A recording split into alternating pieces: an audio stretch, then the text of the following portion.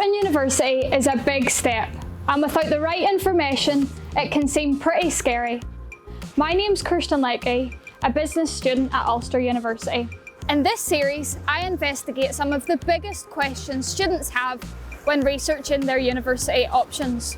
Join me as I explore everything from perfecting your UCAS application, surviving the transition from school, and getting your head around student finance.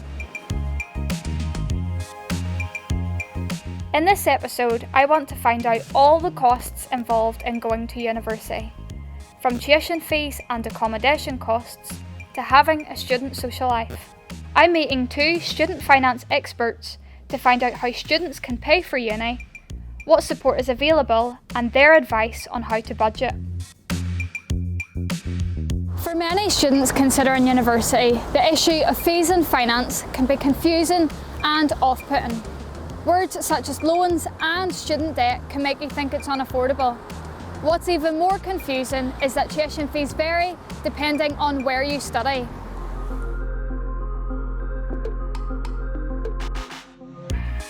For example, if you choose to study here in Northern Ireland, you'll pay considerably less than anywhere else in the UK. Across the water, universities charge £9,250 per year.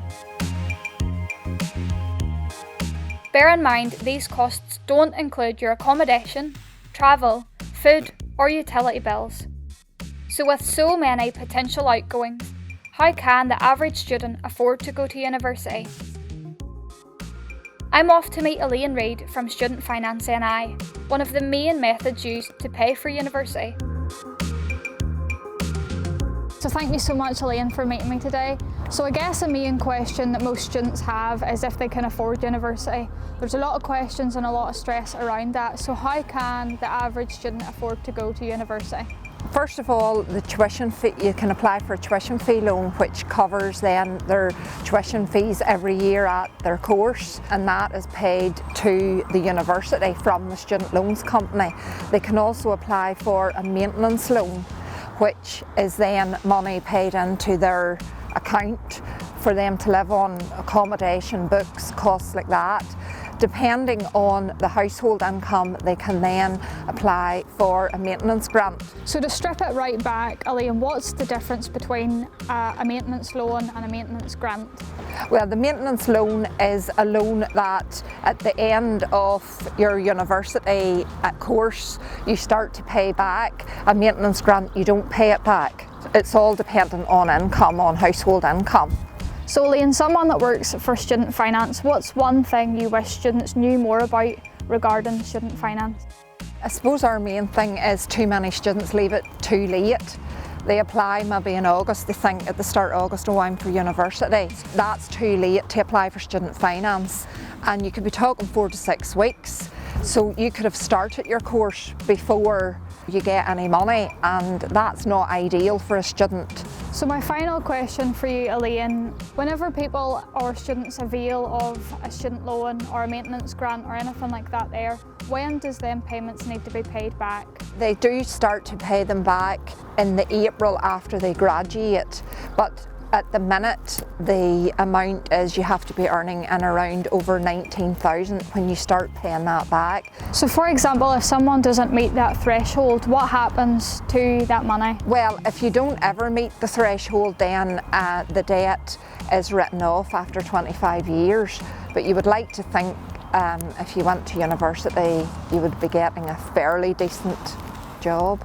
So Elaine, that's all my questions for you. I hope we've relieved a little bit of stress and confusion from some students. So thank you so much for your time today. Thank you. I guess the main thing I took from my chat with Elaine was the huge number of applicants student finance have every year. So getting your own application started before the summer months is so important. I'm now going to find out what additional support and advice Ulster can offer from Cathie Creelman, Student Money Coordinator at the university. Hi Cathie, thank you so much for joining us today. No problem. What help or support can students receive in addition to their student finance? Okay, so there's a range of different support available, some directly from ourselves and then some external as well. If a student is based in the UK, so they're a home student, they can apply to us for the Financial Support Fund. It's really quick, simple, easy to pull your information together, put in an application form. Most students find they can do it in less than an hour, and it's information that they already have available and they already know. If they are an EU, ROI or international student, it's very similar, it's just that it's called a hardship fund. We take that information, we put it through a quick assessment, a few calculations, and hopefully if the student meets all the criteria, we can then give them an award, and fortunately it's an award that they don't need to pay back. So we do sort of hope that students hopefully don't need it first thing as soon as they begin September. Hopefully it's just in a real sort of crisis, it's a safety net that you can come to later in the year. So I guess another question we could touch on and maybe ask is, for example, say if a student's got their first student loan, or they're a couple of months in and they've been given their second payment, what are the most common money mistakes a student makes when they arrive at university? Okay, so the first sort of big one would be not kind of realising how far their money does or doesn't go. A lot of students assume that student finance magically gives you the correct amount of money that you need to live on for a year, and don't necessarily realise that actually what you're given might not cover everything. For some students it doesn't even cover their cost of their accommodation. So it's looking at how far that money needs to go and what are the priority things you need to be using it on. So whether that is your accommodation payments to cover you for that semester, or having money set aside for travel for that semester, or looking at what modules you're doing and what textbooks you're going to need for that semester. The next thing then is just some students have this real expectation of what university life is going to be like. They're finally have their own money to spend by themselves. They maybe are out of their own family home for the first time, and you can just go a bit mad.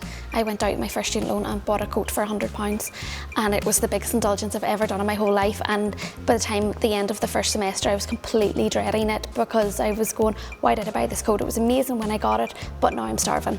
And it's making those kind of big, oh my God, I've got money, I need to spend it choices. And it's just remember that money has to last you a long enough time. So what could be a really, really great first month at university could lead to miserable the rest few months of university. From a current student's perspective, if a student does find themselves in financial difficulty, would things such as a credit card or loans or anything like that, overdrafts, would that be a good idea? We would say all students should get a student overdraft. That's definitely, just every student should do it. Student overdrafts are usually a zero interest rate and stay zero interest rate for up to 1 year after you graduate. So it's the absolute best form of lending that a student can have. If a student waits, say, until 6 months into their degree and they reach financial difficulty and ask for an overdraft, the bank won't give it to them. You need to be getting the overdraft at the very beginning, when you've just put your funding into your account. There's lots of money there and the bank thinks you're great. That's the point at which you ask for an overdraft. So we say get that in September. So my final question then for you, Cathie, is what advice would you give to a student considering coming to university next September? So firstly, I would say make sure you apply for any funding early. Get your application as early as possible.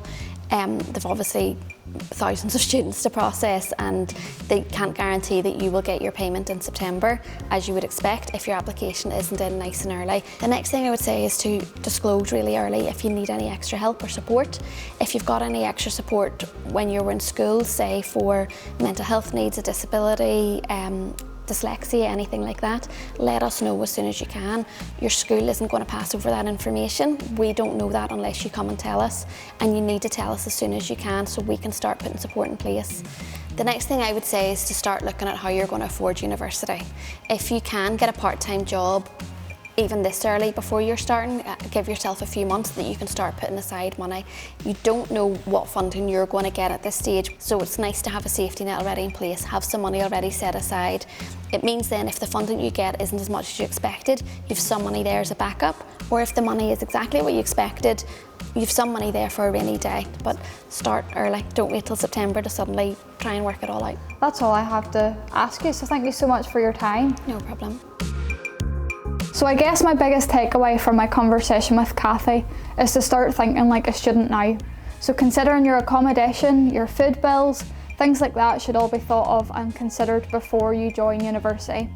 As well as that, there is the option there to take out your student overdraft with your local bank, and having that there as a safety net should you need it, and using that to your advantage. The cost of university will continue to be a big factor for most students. After chatting to Elaine and Cathie, I've made it seem less scary and less confusing. Actually, university is really affordable once you get your head around student finance and the support available. The biggest thing I've learned is a huge number of students use student finance to pay for their university degree. You also don't have to pay any fees until you graduate and are earning over a certain amount. A tuition fee loan from student finance makes this possible. Although fees and finance may seem daunting at first, it should never be a barrier to pursuing a university education.